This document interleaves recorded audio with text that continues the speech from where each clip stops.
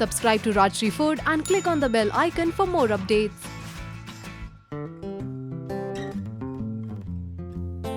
Today, I'm making a recipe that looks the way it is spelled. It's called Paneer Lifafa. So today, I'm making a cottage cheese envelope or a Paneer Lifafa. Let's begin. First things first, let's begin with the stuffing that of course needs to be enveloped in the whole wheat casing or the atta as we call it. We heat a pan on high flame and add in very little oil in this case because the stuffing really is not going to require too much. Once the oil heats up, the first thing that goes in oil is some cumin seeds. Allow these to crackle slightly, and the next thing that goes in are some chopped chilies as per your choice and preference. To this, I'm also adding in finely chopped red onions and mix this well.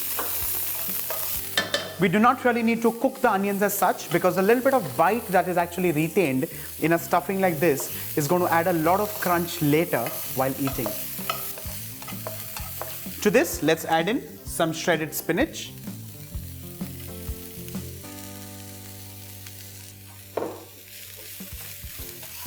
And saute this well. Time to add in some more flavorings. The first one is chaat masala.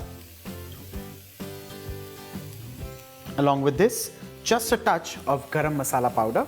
Well, you can also add in some dhania jeera powder or you can add in some red chili powder. The choice is absolutely yours, but I personally like flavors that are nice and simple. Give this a good mix. And at this stage, I'm going to add in salt. You need to be very careful because spinach as a vegetable has some salt. We need to stir fry this on high flame for just about a minute or so. And while we are doing that, I'm also going to crumble in some cottage cheese or paneer.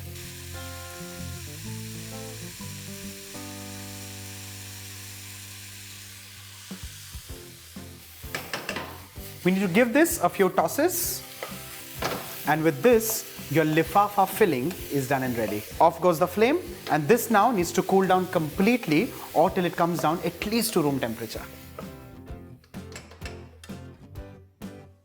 Well, while the stuffing has been cooling down, I'm re-kneading the dough that is ready here. This is nothing but wheat flour dough, as simple as wheat flour, salt and water. Let's divide this into equal portions.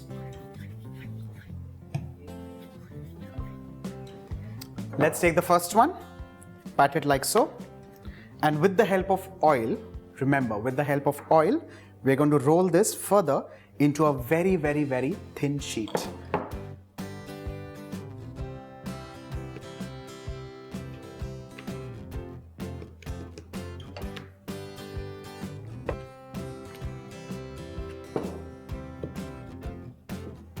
Well, this could look as uneven as possible. You don't need to get into any shape or size.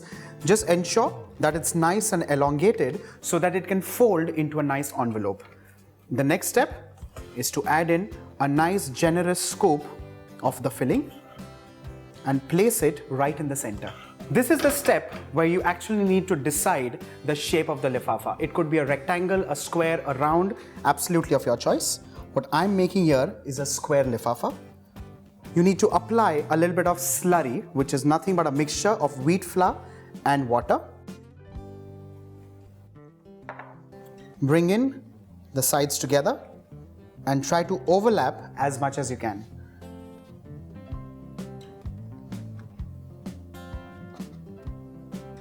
Well, just before the final rolling, I'm going to apply a little bit of slurry further and bring this final flap like so.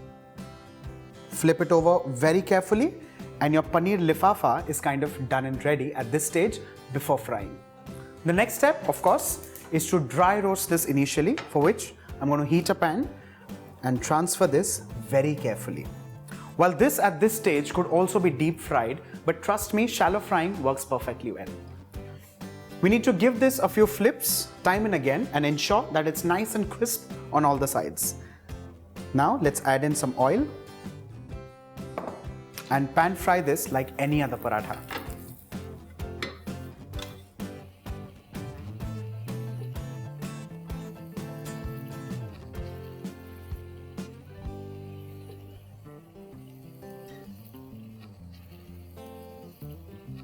This one is fried perfect and golden brown in color. Similarly, let's make some more paneer lifafas.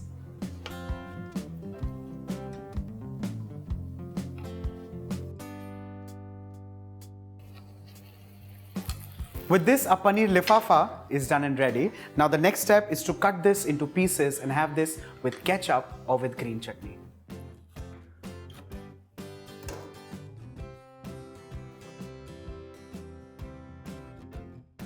So whether you decide to have this as a tea time snack or an accompaniment, the choice is completely yours.